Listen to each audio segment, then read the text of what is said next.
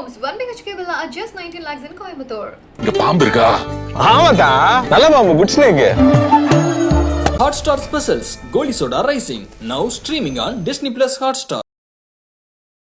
நாகேஷ் கேப்பர் பாருங்க, பிரிக்க முடியாதது எது திருப்பதியும் லட்டுவும் தான். அந்த மாதிரி ஒரு உயர்ந்த க்ஷேத்திரம், அப்பேற்பட்ட க்ஷேத்திரத்துல இந்த மாதிரி ஒரு அலிகேஷன் வந்திருக்குங்கிறது பக்தர்களுக்கு ஆட்டோமேட்டிக்கா நார்மலா வர வேண்டிய ஒரு அதிர்ச்சி தான். அது இன்னும் 2-3 லெபார்டரி காமிச்சு அந்த டெஸ்ட் ரிசல்ட்டை பார்க்கணும். அப்பவும் ஊர்ஜிதமா தெரியறது, அதாவது வந்த நெய் சாம்பிள்ல இந்த மாதிரி ட்ரேசஸ் ஆஃப் ஒரு பீஃபோ ஃபேட்டோ இல்லாட்டா ஃபிஷ் ஆயிலோ இருக்குன்னு சொன்னா அதற்கு உண்டான ஒரு ப்ராப்பர் இன்வெஸ்டிகேஷன். ஏன் இப்படி நடந்தது? திருமலா திருப்பதி தேவஸ்தானம் சார்பிலையும் சோதிக்கிறாங்க. எங்களுக்கு வழங்கக்கூடிய அந்த பொருளினுடைய தரம் எப்படிப்பட்டதா இருக்கு, என்னவா இருக்கு அப்படிங்கறத அவங்களும் சோதிக்கிறாங்க. இது எப்படி இப்படி நடந்திருக்க முடியுன்ற பெரிய கேள்விகள்லாம் எழுதி பொலிட்டிக்கல் ஆங்கிள் பார்க்காமல் இத பக்தர்களுக்கு உண்டான இறை பக்திங்கிற ஆங்கிள் பார்த்து பக்தர்களுக்கு இருக்கக்கூடிய ஐயப்பாட போக்குறதுக்கு தான் நம்ம பார்க்கணுமே ஒழிய இதுல எந்த பார்ட்டியை சொன்னாங்கிறதுலாம் இம்மெட்டீரியல். அது கவனிக்கப்பட வேண்டியது இல்லைன்னு நீங்க சொன்னாலும் அதுதான் ஆனா கவனிக்கப்படுது, அதுதான் உற்று நோக்கப்படுது. அவர்கள் முழுக்க அந்த ஸ்டேட் கண்ட்ரோல் இருக்கிறதுனாலதான் அது அரசியலா இருக்கு. இது மட்டும் வெளியில இருந்ததுன்னு வச்சுக்கோங்க, ஏதோ பக்தர்கள் நடுவுல ஒரு சலசலப்பு இருக்கும், கோர்ட் வரைக்கும் போயிருக்குமே வந்துருமே, கவர்மெண்ட் இதுல தலையிட்டு இருக்காது. இப்ப கவர்மெண்ட் தானே அப்பாயிண்டே பண்றா, அதனாலதானே இதுல ப்ராப்ளம். தமிழ்நாடு மாதிரி இல்ல அறநிலையத்துறை மாதிரியான ஒரு அமைப்பு அல்ல திருமலா திருப்பதி தேவஸ்தானம்ங்கிறது. இது தமிழ்நாடு அறநிலைத்துறை மாதிரி இல்லையா அப்படின்னு. சோ அப்படின்னா தமிழ்நாடு அறநிலைத்துறை மாதிரி இல்ல, கொஞ்சம் பெட்டரா இருக்குன்னு தானே அர்த்தம். அப்படி இல்ல சார், அரசு நிர்வாகமா இல்லையேங்கிறதுக்காக 5 வருஷத்துல சீஃப் மினிஸ்டரா இருந்தவர் திரு ஜெகன்மோகன் ரெட்டி அவர்கள். இப்ப அந்த டிடிடி போர்ட்ல ஹையஸ்ட் பொசிஷன்ல அமர்ந்தவர் சாக்ஷாத் ஜெகன்மோகன் ரெட்டியோட சொந்த சித்தப்பா. வேற்றைய மதம், இப்போ ஒரு சீஃப் மினிஸ்டருக்கு நம்ம மதம் பார்க்க வேண்டிய அவசியம் இல்லாவிடிலும் இது திருப்பதியில் ஒரு மரபுண்டு, வேற்று மதத்தை சார்ந்த யாரேனும் வந்தாலும் ஒரு டிக்ளரேஷன் கொடுக்கணும். அதே சமயத்தில் ஜெகன்மோகன் ரெட்டி தான் காரணம்னு சொன்னா தப்பு. உங்களுக்கு தெரிஞ்சிருக்கலாம், இன்னைக்கே பிராயஷ்சித்த ஹோமங்கள், யாகங்கள், அப்புறம் புண்ணியாக வச்சனம் எல்லாம் பண்ணிட்டு இருக்கா. அதெல்லாம் பண்ண வேண்டிய விஷயம். ஏன்னா பக்தர்களுக்கு அதுதான் ஒரு நிம்மதியை கொடுக்கும். அதெல்லாமும் பண்ணணும். இன்னும் துல்லியமா தெரியாமலே பரிகாரங்களை செய்யறது ஊர்ஜிதம் ஆயிடுச்சு, அது நடந்துதான் இருச்சு அப்படின்னு அது காட்டுற மாதிரி ஆயிடுது இல்ல. உலக தமிழர்கள் அனைவருக்கும் வணக்கம். இன்றைய சிறப்பு நேர்காணலில் நம்மோடு இருக்கக்கூடியவர் வேத பண்டிதர் துஷ்யந்த் ஸ்ரீதர். வணக்கம் சார். நமஸ்காரம் சார். திருப்பதி லட்டுல விலங்குகளினுடைய கொழுப்பு, குறிப்பா மாட்டு கொழுப்பு, மீன் எண்ணெய், இந்த மாதிரியான விஷயங்கள்லாம் ஆட் ஆகிருக்கிற அந்த லேப் ரிப்போர்ட் வந்த பிறகு பெரும் பிரளயத்தை ஏற்படுத்தி இருந்துச்சு. எல்லோரும் அவர்களுடைய ஒவ்வொரு பார்வையும் முன் வச்சிருந்தாங்க. இதுல உங்களுடைய பார்வை சார்? திருப்பதி என்பது ஒரு உயர்ந்த க்ஷேத்திரம். வேதங்களிலிருந்து, புராணத்திலிருந்து, நம் சங்க காலத்து புறநானூறு, சிலப்பதிகாரம், 4000 திவ்ய பிரபந்தம் அத்தனையிலும் கொண்டாடப்பட வேண்டிய ஒரு முக்கியமான திவ்ய தேசம். ராமானுஜர், தேசிகன் போன்ற மகான்கள்லாம் வழிபட்ட ஒரு திவ்ய தேசம், சுப்பிரசித்தமான திவ்ய தேசம், வேர்ல்டுலயே ரொம்ப ஒரு ஃபேமஸ் திவ்ய தேசம். அதுவும் நாகேஷ் கேப்பர் பாருங்க, பிரிக்க முடியாதது எது திருப்பதியும் லட்டுவும் தான். அந்த மாதிரி ஒரு உயர்ந்த க்ஷேத்திரம், அப்பேற்பட்ட க்ஷேத்திரத்துல இந்த மாதிரி ஒரு அலிகேஷன் வந்திருக்குங்கிறது பக்தர்களுக்கு ஆட்டோமேட்டிக்கா நார்மலா வர வேண்டிய ஒரு அதிர்ச்சி தான். ஆனா இது ஒரு லேயர்ல பார்த்தோம்னா, ஒரு பர்டிகுலர் நேஷனல் லெபார்டரியில ஒரு பர்டிகுலர் சாம்பிள்ல இந்த மாதிரி ட்ரேசஸ் இருக்குன்னு சொல்றாங்க. இது ஒரு சயின்ஸின் அடிப்படையில் நம்ம ஒரு ஒரு சயின்ஸ் ரேஷனாலிட்டிங்கிற அடிப்படையில இன்னும் நிறைய சாம்பிள்ஸ் எடுத்து அவ டெஸ்ட் பண்ணணும். அது இன்னும் 2-3 லெபார்டரி காமிச்சு அந்த டெஸ்ட் ரிசல்ட்டை பார்க்கணும். அப்பவும் ஊர்ஜிதமா தெரியறது, அதாவது வந்த நெய் சாம்பிள்ல இந்த மாதிரி ட்ரேசஸ் ஆஃப் ஒரு பீஃபோ ஃபேட்டோ இல்லாட்டா ஃபிஷ் ஆயிலோ இருக்குன்னு சொன்னா அதற்கு உண்டான ஒரு ப்ராப்பர் இன்வெஸ்டிகேஷன். ஏன் இப்படி நடந்தது? இது சப்ளை பண்ணக்கூடிய வெண்டர்ஸ்ல, ஏன்னா ஒரே கீ வெண்டர் இருக்க மாட்டாங்க, நிறைய வெண்டர்ஸ் இருப்பா. எந்த வெண்டரோட சாம்பிள்ல இப்படி ஆயிருக்கும் அப்படிங்கறத பார்க்கணும். ரெண்டாவது என்னன்னா, ஆயத்தமா இனிமே என்ன பண்றது? ஒருவேளை இப்ப 10 லேயர் ஆஃப் குவாலிட்டி கண்ட்ரோல் இருக்குன்னா இன்னும் 2 லேயர் ஆட் பண்ணி வரக்கூடிய இன்கிரீடியன்ஸை இன்னும் சோதனை பண்ணி பார்த்து அதை யூஸ் பண்றது ஃபியூச்சர்ல ஒரு நல்ல சொல்யூஷனா இருக்கும். சார், இந்த விவகாரத்துல இப்ப நெய் சப்ளை பண்ணக்கூடிய நிறுவனங்கள் அதை அங்க ஒரு தடவை சோதனை நடத்திடுறாங்க. அங்க கவர்மெண்டோட சோதனைகளுக்கு பிறகுதான் அது அந்த நிறுவனங்களை விட்டே வெளியில வருது. அதன் பிறகு திருப்பதிக்கு வந்த பிறகு திருமலா திருப்பதி தேவஸ்தானம் சார்பிலையும் சோதிக்கிறாங்க. எங்களுக்கு வழங்கக்கூடிய அந்த பொருளினுடைய தரம் எப்படிப்பட்டதாக இருக்குது, என்னவா இருக்குது அப்படிங்கிறத அவங்களும் சோதிக்கிறாங்க. அதன் பிறகு தான் லட்டு தயாரிக்கவே அது கொடுக்கப்படுது. அப்படி இருக்கும்போது இது எப்படி இப்படி நடந்திருக்க முடியுன்ற பெரிய கேள்விகள்லாம் எழுதே சார். அதுதான் இங்க ப்ராப்ளமே. ஏன்னா இப்ப திருமலை திருப்பதி தேவஸ்தானம் என்பது ஃபேமஸா இருக்குங்கிறது மட்டும் ஒரு பக்கம் இல்ல, ப்ராசஸஸ் அவங்களுக்கு இருக்கக்கூடிய அந்த ஒரு ஸ்டெப்பும் ரொம்ப கிளியரா லேட் அவுட் இருக்கு. ஏன்னா நேத்து லட்டு கண்டுபிடிச்சு தயாரிச்சது இல்லையே, எவ்வளவோ வருஷ காலமா, அதாவது இப்ப கோடி கணக்குல போயிருக்கோம், பில்லியன்ஸ்ல போயிருக்கோம் எவ்வளவு லட்டு தயாரிச்சிருக்காங்க. அப்படின்னா வரக்கூடிய அந்த இன்கிரீடியன்ஸ்க்கு உண்டான பரிசோதனை, நீங்க சொன்ன மாதிரி ஒரு கீ நிறுவனமே, ஒரு டைரி ப்ராடக்ட்ஸே அவ வெளியில அந்த நெய் அனுப்பும் போது they will have their own steps. So இவ்வளவு இருந்தும் இந்த மாதிரி ட்ரேசஸ் இருக்கா அப்படிங்கிறது தான் ஒரு பெரிய கொஸ்டின். ஏன்னா கீ நிறுவனம் அவ ஒரு டெஸ்ட் பண்ணி அனுப்புவா, பெற்றுக்கொள்ளக்கூடிய டிடிடி அதை டெஸ்ட் பண்ணும். அப்படி இருக்கும்போது இது ஏன் இப்படி நடக்கிறது அப்படிங்கிறது தான் ஒரு பெரிய கேள்வி. இது நடந்திருக்குமான்னு கேட்டா, பாரத தேசத்துல எதுவுமே நடக்க முடியாதுன்னு நம்மளால சொல்ல முடியாது இல்லையா? சோ எங்க வேணாலும் எது வேணாலும் நடக்கலாம். பட் ஆனா எப்பவுமே ஒரு பொலிட்டிக்கல் ஆங்கிள் பார்க்காமல் இத பக்தர்களுக்கு உண்டான இறை பக்திங்கிற ஆங்கிள் பார்த்து பக்தர்களுக்கு இருக்கக்கூடிய ஐயப்பாட போக்குறதுக்கு தான் நம்ம பார்க்கணுமே ஒழிய இதுல எந்த பார்ட்டியை சொன்னாங்கிறதுலாம் இஸ் இம்மெட்டீரியல். அது கவனிக்கப்பட வேண்டியது இல்லைன்னு நீங்க சொன்னாலும் அதுதான் ஆனா கவனிக்கப்படுது, அதுதான் உற்று நோக்கப்படுது. அரசியலாகத்தான் இதை பேசுறாங்க. இந்த டெண்டர்ஸ், இந்த விஷயங்கள் எல்லாம் போன ஆட்சி காலத்துலதான். ஏன் தெரியுமோ? ஏன்னா அரசாங்கம்ங்கிறது கோவில் நிர்வாகத்துல இருப்பதா. அதுதான் அங்க பாயிண்டே.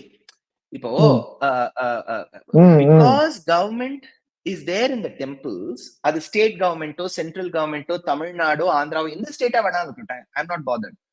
அவர்கள் முழுக்க அந்த ஸ்டேட் கண்ட்ரோல் இருக்கிறதுனாலதான் அது அரசியலா இருக்கு.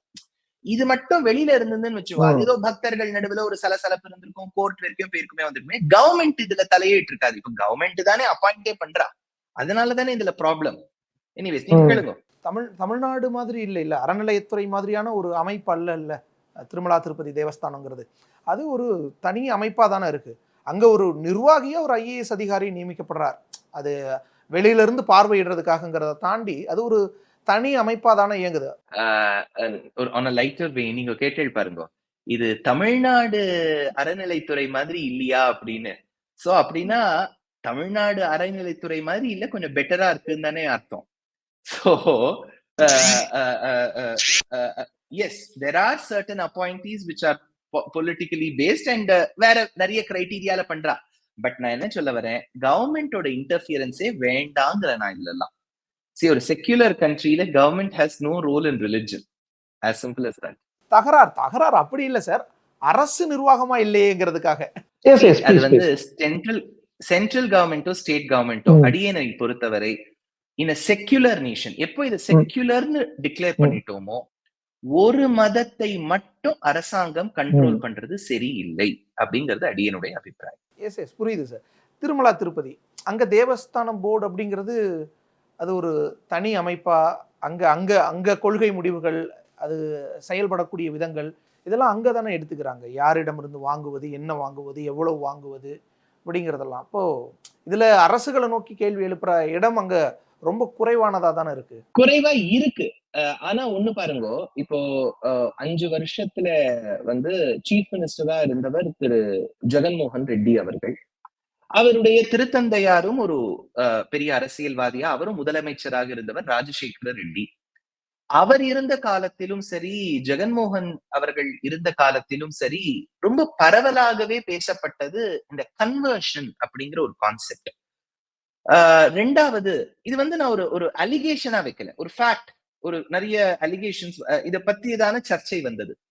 ரெண்டாவது, இப்போ நீங்க சொல்றீங்க இல்லையா அந்த அப்பாயிண்டீஸ்ல, இப்போ அந்த டிடிடி போர்ட்ல ஹையஸ்ட் பொசிஷன்ல அமர்ந்தவர் சாக்ஷாத் ஜெகன்மோகன் ரெட்டியோட சொந்த சித்தப்பா.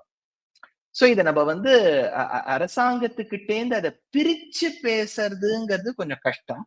ரெண்டாவது, இதுல வேற்றைய மதம், இப்போ ஒரு சீஃப் மினிஸ்டருக்கு நம்ம மதம் பார்க்க வேண்டிய அவசியம் இல்லாவிடிலும் இது திருப்பதியில் ஒரு மரபுண்டு, வேற்று மதத்தை சார்ந்த யாரேனும் வந்தாலும் ஒரு டிக்ளரேஷன் கொடுக்கணும். நான் வேற்று மதத்தை சார்ந்தவன், ஆயினும் எனக்கு திருமலை திருப்பதி பகவானிடத்தில் ரொம்ப ஈடுபாடு உள்ளது அப்படிங்கறது கொடுக்கணும். If I'm right, Abdul Kalam அந்த காலத்துல கொடுத்திருக்காரு போல இருக்கு அந்த மாதிரி டிக்ளரேஷன். ஆனா சோனியா காந்தி கொடுத்திருக்காங்க. பின்ன ஏன் ஜெகன்மோகன் ரெட்டி அவர்கள் கொடுக்கல? அந்த கோவிலுக்கு அதுதான் ரூல்லா நம்ம ஃபாலோ பண்ணணும் இல்லையா? இப்போ அபுதாபியில ஒரு ஃபேமஸ் மாஸ்க் இருக்கு, யார் வேணாலும் அங்க போலாம். ஆனா போகும்போது அந்த ஸ்திரீகள் வந்து பர்கா போட்டுதான் போனோம் அப்படின்னு ரூல் இருக்கு. போட்டுக்க மாட்டேன்னு சொன்னா எப்படி? அந்த மாதிரிதான் திருமலை திருப்பதியில் ஒரு ஒரு ஒரு ஒரு ப்ரொவிஷன் வச்சிருக்கா. நீங்க எந்த மதத்தை சார்ந்தவளா இருந்தாலும் டிக்ளரேஷன் கொடுத்துட்டு வாங்க. நீ why didn't he do it? இந்த மாதிரி கொஸ்டின்ஸ் எல்லாம் தான் வரும் தேவேந்திரன் ஜி. இப்ப நான் வந்து உடனே ஜெகன்மோகன் தான் பண்ணாருன்னு நான் சொல்ல வரல. That is not my point. இப்ப இந்த ஒரு சந்தேகம் வந்த உடனே பாருங்க அது எந்த அளவுக்கு பரவருதுன்னு பாருங்க, அந்த பிரெத் ஆஃப் அவர் ஆர்குமெண்ட். அவ்வளவுதான். நம்ம அது வேற்று மதத்தவரா இருக்கிறார், இல்ல ஜெகன்மோகன் ரெட்டி காலத்துல கன்வர்ஷன்ஸ் அதிகமா நடக்குதோ அப்படிங்கிற சர்ச்சையெல்லாம் வந்துச்சுங்கிறதுக்காகவே இப்படி ஒரு ஒரு விஷயம் வந்த உடனே அவர் தான் காரணமா இருக்குன்ற முடிவு அதை பத்தி பேசிட முடியுமா? ஏன்னா இன்னும் இதுலயே நம்ம தீவிரமாவோ அல்லது துல்லியமான ஒரு முடிவு எட்டலை. ஒருவேளை சாம்பிளிங் தப்பானதா இருந்திருக்கலாம். இன்னும் ஒரு 2-3 நீங்களே சொல்லியிருந்தீங்க, இன்னும் 2-3 ஆய்வு கூடத்துக்கு அந்த சாம்பிள்ஸ் அனுப்பணும், இன்னும் வேறு சில சாம்பிள்ஸும் எடுத்து பார்த்துருக்கணும். அதை நோக்கி இன்னும் தீவிர விசாரணை இன்னும் நுண்ணிய அளவுல பண்ணணுன்ற வாதத்தை முன் வச்சிங்க. அப்படி இருக்கும்போது எடுத்த உடனேயே, அதுவும் இந்த ரிசல்ட் அஃபிஷியலா வெளிவரதுக்கு முன்னாடியே தற்போதைய முதல்வர் பேசிடுறதும் அது சர்ச்சை ஆயிடுறதும் அப்படிங்கிறது ஒரு அரசியலுக்காக இதை பண்றாங்களோன்ற எண்ணத்தை உடனே கொடுத்துருது இல்ல?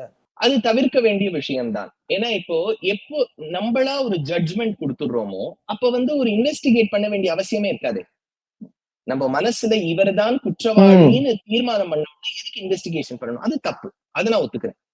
வந்து இன்னும் நிறைய டெஸ்ட் பண்ணி பார்க்கணும். ஆனா அதே சமயத்தில் ஜெகன்மோகன் ரெட்டி தான் காரணம்னு சொன்னா தப்பு. பட் ஆனா அவர் காலகட்டத்தில் இந்த டிக்ளரேஷன் கொடுக்காமல் போனதோ, அவருடைய சொந்த சித்தப்பா, அதுல வந்து ஒரு லிஸ்ட் ஆஃப் பீப்புள் நான் கலந்து டிபேட்ல எல்லாம் சொல்றா, YSRCP இருந்து இருந்தவர்கள் பெரும்பாலும் கிறிஸ்துவ மதத்தை தழுவியவர்களாக இருந்தார்கள் அப்படின்னு ஒரு சர்ச்சை வருது. அந்த அவர் அப்பாயிண்ட் பண்ணவெல்லாம் எதுக்கு அப்படி பண்ணிருக்கணும்? இப்போ the point is தேவேந்திரன், இப்போ கவர்மெண்ட் கண்ட்ரோல்லயே சில கோவில்கள் இருக்கலாம், கவர்மெண்ட் அப்பாயிண்டீஸ் இருக்கலாம். அப்போ ஒரு மதம் சார்ந்த விஷயமாக இருந்தால் 1க்கு 2 தடவை யோசிச்சுத்தான் அப்பாயிண்ட் பண்ணணும். இது வந்து சித்தப்பா, பெரியப்பா, பிள்ளை, மாப்பிள்ளை அப்படின்னு பண்ணக்கூடாது. அப்படி பண்ணிவிட்டா பின்னாடி வரக்கூடிய காலகட்டத்தில் இந்த அலிகேஷன்ஸ் வரும்போது பார்த்தேன்னா என் மேல பிளேம் பண்றேன்னு சொல்லக்கூடாது. நீங்க அப்பாயிண்ட் பண்ணும்போது கொஞ்சம் கூட செய்தால் பிற்காலத்துல அந்த அலிகேஷன்ஸ் வரதான் வரும். அதை நம்மளால தவிர்க்கவே முடியாது. ஆனால் ஒன்று, உங்க பாயிண்ட் நான் ஒத்துக்கிறேன். கண்டிப்பா நாட் டு அந்த அதை வந்து ப்ரீ கன்க்ளூட் பண்ணக்கூடாது. ஒருத்தர் தான் காரணம்னு சொல்லுவது தப்பு. இந்த மாதிரியான ஒரு பொசிஷன்ஸ், ஒரு பெரிய உலகமே பார்க்கக்கூடிய கோவில்களினுடைய பொசிஷன்ஸ் அல்லது முக்கியமான ஒரு நிர்வாக பதவி, நியமன பதவிகள்ங்கும் போது ஆளும் கட்சி தனக்கு நெருக்கமானவர்கள், தனக்கு வேண்டப்பட்டவர்களை நியமிச்சுறது. ஆந்திராவில் மட்டும் இல்லை, தமிழ்நாட்டிலையும் மற்ற இந்தியா முழுக்கவே மத்திய அரசுலேயே கூட ரொம்ப முக்கியமான நபர்கள், ரொம்ப நெருக்கமான தலைவர்களுக்கு நெருக்கமான நபர்களை நியமிச்சிடுறது, உறவினர்களோ நண்பர்களோ அப்படி நியமிச்சிடுறது. அது ஒரு கௌரவ விஷயமா எடுத்துக்கிட்டு இந்த கோயிலினுடைய அல்லது இந்த நிறுவனத்தினுடைய ஒரு ட்ரஸ்டியா, ஒரு தலைவராக இருந்தா, உறுப்பினராக இருந்தா அது ஒரு கௌரவம் அப்படிங்கிற அடிப்படையில் நிறைய நடந்துருது. அது நிச்சயமா நீங்க சொல்ற மாதிரி தவிர்க்கப்படணும். என்னென்ன பிரச்சனைகள் வரும் அப்படிங்கிறதெல்லாம் பார்க்கணும். அதை தாண்டி சார் இன்னொரு விஷயம், இந்த விவகாரத்தை இன்னும் கொஞ்சம் ரகசியமா ஹேண்டில் பண்ணிருக்கலாம். ஏன்னா இது கோடிக்கணக்கான இந்துக்களினுடைய உணர்வு சம்பந்தமானது. இப்ப எல்லோரும் அதிர்ச்சி ஆகுறாங்க, ஐயோன்னு ஒரு தவிப்பு எல்லார்ட்ட இருந்தும் வெளிப்படுது. அப்போ இன்னும் கோவிலினுடைய புனிதத்தை காக்கிறதுக்கு இன்னும் கொஞ்சம் ரகசியம், இன்னும் தீவிரமான முடிவுகளுக்கு பிறகு, ஆய்வு முடிவுகளுக்கு பிறகு, டீட்டெயில்ஸ் எடுத்த பிறகு இதெல்லாம் கொஞ்சம் வெளியே சொல்லியிருக்கலாம். அந்த விசாரணை கட்டத்துல இன்னும் ரகசியமா எடுத்திருக்கலான்ற ஒரு பார்வை முன்வைக்கப்படுது. அது சரியா? சோ இப்ப வந்து அடியனுக்கு தெரிஞ்ச வரைக்கும் இந்த ஜூன் ஜூலை மாதங்கள்ல இந்த சாம்பிளிங் எடுத்ததும், அது வந்து சில மாதங்களுக்கு அப்புறம் அதை டிக்ளேர் பண்றதோ, இல்லாட்டா இன்னும் சில சாம்பிள்ஸ் எடுத்துட்டு ஊர்ஜிதமா தெரிஞ்ச பிறகு அதை வந்து ஒபிஷியலா டிக்ளேர் பண்றதோ எல்லாம் பண்ணிருக்கலாம். But at the end of the day, இன்றைய காலகட்டத்தில் தேவேந்திரன்ஜி, இப்ப சோசியல் மீடியா காலகட்டத்தில் ரகசியம்னு ஏதாவது இருக்கான்னு எனக்கு தெரியல. ஐ டு நாட் நோ ஒபிஷியலி ஏதாவது ரகசியம்னு ஒண்ணு இருக்கா. ஏன்னா எல்லாமே இப்போ நீங்க வந்து இப்போ இந்த ஷோவை முடிச்சு மூச்சு விடுறதுல இருந்து எல்லாம் இன்ஸ்டாகிராம்ல வரக்கூடிய காலகட்டத்துல இருக்கும்போது அது ரகசியமா வச்சிருந்தால் நன்னா இருக்குமோன்னு நம்ம நினைக்கிறோம். ஆனா ரகசியமா வச்சிருந்தா இன்னும் பெரிய ஒரு அதிர்ச்சியா இருந்திருக்கும். ஏன் ரகசியமா வச்சான்னு. சோ இத வந்து ஒண்ணே ஒண்ணு அடியேனுடைய கருத்து என்னன்னா, இப்ப வெளியில வந்துருத்து ஒரு விஷயம். அதை எப்படி ஊர்ஜிதப்படுத்துறதுங்கிறது பார்க்கணும். ஒருவேளை இதை சாம்பிள் பண்ணி ஒருவேளை அந்த ட்ரேசஸ் இருக்கா அப்படிங்கிறது, ஏன்னா கெமிஸ்ட்ரியிலேயே என்னன்னா ஒரு விஷயம், கன்கரண்ட் டைட்டர் வேல்யூன்னு சொல்லுவோம். டைட்ரேஷன் பண்ணும்போது கெமிஸ்ட்ரியில 1க்கு 2 3 தடவை பண்ணி பார்த்து எண்ட் பாயிண்ட் வரணும்.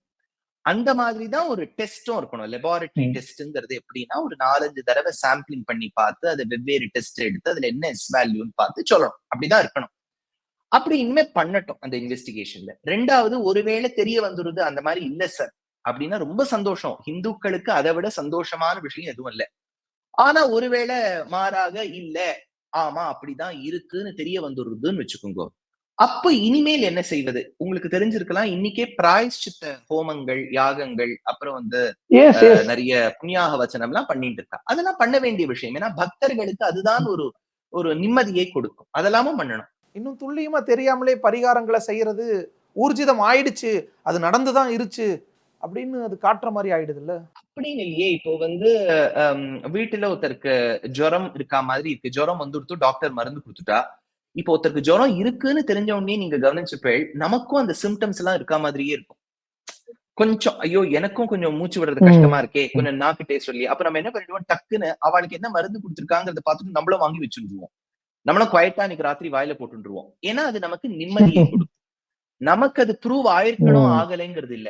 அந்த மாதிரி ஒரு இது வந்து விசேஷ பூஜைங்கிறது என்னன்னா தேவேந்திரன்ஜி, கலப்படம்ங்கிறது எதுல வேணாலும் இருக்கலாம். அன்னைக்கு பெருமாளுக்கு எடுத்துன்னு வரக்கூடிய தீர்த்தத்துல கூட ஏதாவது 1-2 கல் இருந்திருக்கலாம். அதுக்கும் பிராயசித்தம் பண்ணலாம். பிராயசித்தம்ங்கிறது நெய்க்காக மட்டும்தான் பண்ணணுங்கிறது இல்ல.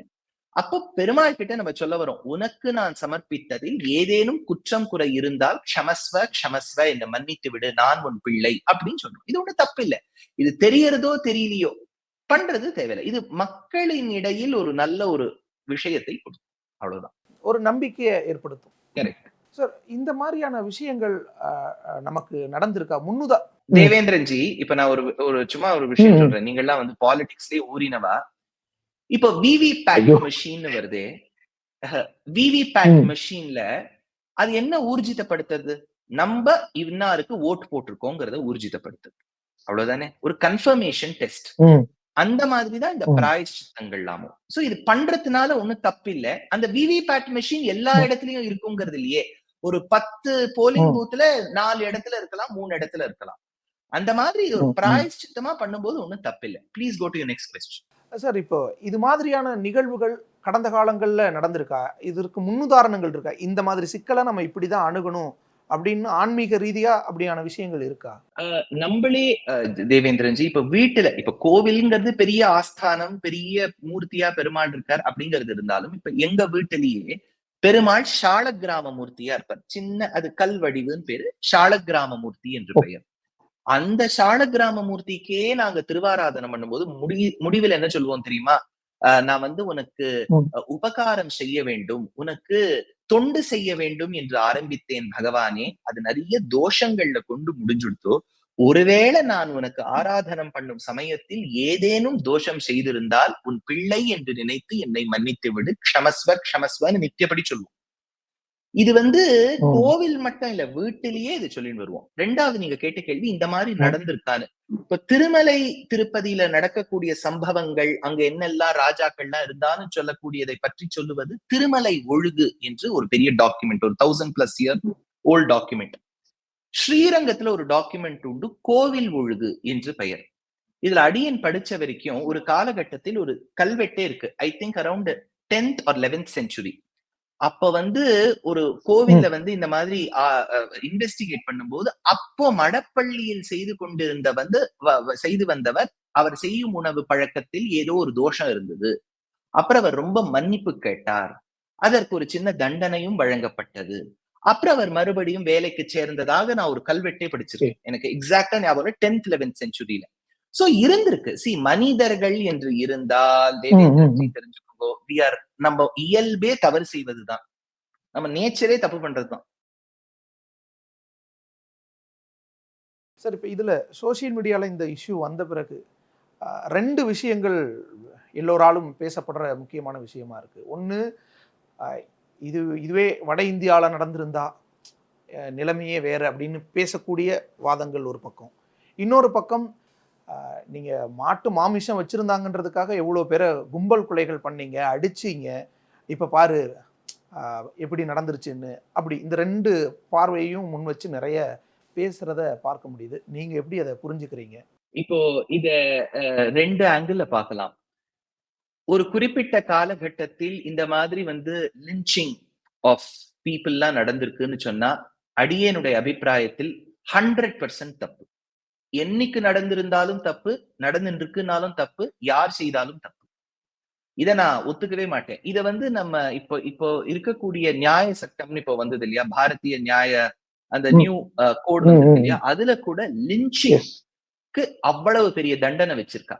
இது தவறு, முற்றிலும் தவறு. இத நான் ஒத்துக்கவே மாட்டேன். இது அதனால இப்ப நீங்க இப்ப நான் லிஞ்சிங்க பத்தி அன்னைக்கு நீங்க பேசினீங்களான்னு கேட்டா, என்னைக்கு பேசினாலும் இது என்னோட ஒரு general statement. Violence is not the answer to any problem. Violence is not the answer. இத விட்டுருங்க. 2வது, வட இந்தியால நடந்திருந்தால் ஒத்துப்பேலான்னு கேட்டா, வட இந்தியால நம்ம எந்த கோவிலை விட்டு வச்சா துருஷ்கர்கள் 10th செஞ்சுரியிலேருந்து ஆரம்பிச்சு 17வது நூற்றாண்டு வரை எத்தனையோ 1000 கோவில்கள் தகர்க்கப்பட்டது. இப்ப கோவில்னு ஒண்ணு இருந்து பிரசாதம்னு ஒண்ணு பண்ணாதானே அதுல மாட்டு கொழுப்பா இந்த கொழுப்பான்னு கேட்கணும். அந்த கோவில்களே தகர்க்கப்பட்டது. இப்ப அயோத்தியா ராமர் கோவில் அவ்வளவு பெருசா பேசுறா. இப்ப நீங்க தஞ்சாவூர் பக்கம் போனீங்கன்னா கிலோமீட்டருக்கு கிலோமீட்டர் ஏக்கர் கணக்குல சோழனும் பல்லவனும் கட்டி வச்சிருக்காரு. எப்படி கட்டி வச்சா? இங்க இருக்கக்கூடிய கோவில்கள் பிழைத்தன, வடதேசத்தில் இருந்த கோவில்கள் பிழைக்கவில்லை. அவ்வளவுதான் விஷயம். அதனால இது வடதேசத்தில் நடந்திருந்தா எப்பவுமே அது ஒரு எண்ணம். தேவேந்திரன்ஜி, நான் இது நோட்டீஸ் பண்ணிருக்கேன். என்னன்னா, நம்ம என்னைக்குமே we want to prove that south is superior to the north. அது ஒரு எண்ணம் உண்டு. நீங்க இந்த எலெக்ஷன் வரும்போது கூட பார்த்தேன்னா தி சவுத் அப்படின்னு போட்டு, இதெல்லாம் தவறான விஷயம். ஒரு தாயின் பிள்ளைகள் நாம். இதுல பிரித்து பேசுவது அவர்கள் செய்தாலும் நாம் செய்தாலும் தவறுதான். மொழிகள் வேறாக இருக்கலாம், உடை வேறாக இருக்கலாம். நம்ம சின்ன வயசுல இருந்து கத்துன்றது இப்படிதான். சோ இப்ப நமக்கு ஒரு விஷயம் நடந்த உடனே வட இந்தியர்கள் கொந்தளிச்சிருப்பா, நம்ம எல்லாம் மானங்கட்டு இருக்கோம்னு சொல்றதோ, இல்லாட்டா நம்ம ஒரு அளவுல கொஞ்சம் பொருளாதார ரீதியில கொஞ்சம் பெட்டரா இருக்கும், ஆனா அவர்கள் இல்லைன்னு சொல்லுவதும், ஏளனம் செய்வதும், பானிபுரி வாலான்னு சொல்றதும் 2மே தப்புதான். சோ இது நான் ஒத்துக்கவே மாட்டேன். ஆனா ஒண்ணும் இதுல நான் ஒரு ஸ்டேட்மெண்ட் எல்லா இடத்துலயும் சொல்லுவேன். அரசாங்கத்துக்கு ஒரு நாளும் கோவில்களில் இருப்பதற்கான வேலை இல்லை. Government has no business to be in temples. I am very clear about it. நீங்க இதை வலியுறுத்துறதுனால இந்த கேள்வியை முன்வைக்கிறேன். ஆனா கோவில்கள் அரசாங்கம் கையில வந்த பிறகுதானே, நிறைய இடங்கள் அந்த நிர்வாகம் வந்த பிறகுதானே எல்லோருக்கும் அது ஆக்சசிபிள் ஆனது, எல்லோருக்கும் அந்த பக்தி கிடைக்கிறதுக்கான வாய்ப்பு உருவாச்சு. நம்ம ஹிஸ்டாரிக்கலா அப்படிதானே பார்த்திருக்கோம். தேவேந்திரன்ஜி, உங்களுக்கு தெரியாதது இல்ல, இந்த HRNCE வரத்துக்கு முன்னாடி அமைப்பதற்கு முன்பு ஒத்தருமே கோவிலுக்கு போக முடியலையா? இல்லாட்டா இந்த கோவில் போராட்டத்தை ஒரு குறிப்பிட்ட மக்கள் போகவே முடியாது, ஒரு குறிப்பிட்ட மக்கள் சில கோயில்களுக்கு போக முடியாது, ஒரு குறிப்பிட்ட மக்கள் கோயில்கள்ல ஒரு தூரம் தான் போகும், இப்படி நிறைய விஷயங்கள் இருந்துச்சுல்ல. அடியேன் ஒரு தெளிவான ஒரு விஷயம் சொல்லி விடுறேன். பகவானுடைய குழந்தைகளான ஜீவாத்மாக்களில் அத்தனை பேருக்கும் கோவிலுக்கு சென்று வழிபடுவதற்கான உரிமை உண்டு. இது நடக்காமல் இருந்திருந்தால் ஒரு காலகட்டத்தில் தவறு. இன்றைய நாளும் ஏதோ சில கோவில்களில் அந்த மாதிரி வழக்கம் இருந்தால் தப்பு. மனிதனுக்கு மனிதன் அப்படி செய்வது மாபெரும் பாதகம். இது நரகத்தை விளைவிக்கும். அது ஒரு பக்கம் இருந்தாலும் சரி, இப்ப நம்ம சொல்றோம் இல்லையா, தமிழ்நாடுன்னு ஒரு கேஸ் எக்ஸாம்பிள் எடுத்துட்டா, கவர்மெண்ட் வந்த உடனேதான் இந்த டிஸ்கிரிமினேஷன் எல்லாம் போச்சுன்னு. ஒரு சில மாதங்கள், ஐ திங்க் ஒரு வருஷத்துக்கு முன்னாடி, குடிக்கும் நீரில் மலத்தை கலந்தார்கள். It was feces which was mixed in water. அதுக்கு என்ன ரிப்போர்ட் வந்திருக்கு, அதுக்கு என்ன ஆக்ஷன் எடுத்திருக்கா, யார் அதுல குற்றவாளி? அப்ப அது யார் அதுக்கு குற்றவாளி? அரசாங்கம் இருந்தால் வரைக்கும் விசாரணை தான் போகுது. சோ இப்ப ஒரு கேஸ் ஸ்டடினா எப்படி இருக்கணும்னா, பாருங்க, நீங்க இருந்த வரைக்கும் இப்படி இருக்கு, நாங்கள் வந்த பிறகு எப்படி ஜஸ்டிஸ் இருக்குன்னு மார்த்தட்டி கூடிய அளவுக்கு அச்சீவ்மெண்ட்ஸ் இருந்தா சொல்லலாம். இப்ப இவர்களுக்கும் இந்த ப்ராப்ளம் இருக்கிறதுனால they can never point fingers. See, at the end of the day, இப்போ இந்த டிஸ்கிரிமினேஷன் வரும்போது புரியுது சார், புரியுது. இப்போ முஸ்லிம்ஸோ கிறிஸ்டியன்ஸோ இருக்கக்கூடிய அந்த சர்ச்சஸ் தர்கால எவ்வளவு கமிட்டிஸ்ல பஸ்மந்தா முஸ்லிம்ஸ் இருக்கா, எவ்வளவு மஸ்ஜித் கமிட்டிஸ்ல விமன் இருக்கா? டிஸ்கிரிமினேஷன் இருக்கு. என்ன பொறுத்த வரைக்கும் நான் என்னோட கருத்து சொல்லிவிடுறேன். டிஸ்கிரிமினேஷன் இருக்கக்கூடாது, அது முற்றிலும் தவறு. அது இருந்தால் நம்ம அதை நிறுத்துறதுக்காக எப்படி நான் வயலண்டா போராடணும், மக்களுக்கு ஒரு அவேர்னஸ் கொடுக்கணும். ஆனா அப்படி இருக்குங்கிறத ஒரு பேசிஸா வச்சுட்டு கவர்மெண்ட் கோவில்கள்ல இருப்பதுங்கிறது வேண்டாத விஷயம். இல்ல அந்த கடந்த கால நிகழ்வுகள்னால ஒரு அச்சம், அப்போ ஒரு நிர்வாகம் சரியா இருக்கணுங்கிறதுக்காக ஒரு பாயிண்ட் முன் வைக்கிறாங்க. இருந்தாலும் உங்களுடைய கருத்துக்களையும் நீங்க பதிவு செஞ்சுட்டீங்க. ரொம்ப நன்றி சார். உங்களுடைய நினைவுக்கும் நீங்கள் பகிர்ந்த கருத்துக்களுக்கும் மிக்க நன்றி. தேங்க்யூ தேவேந்திரன்ஜி.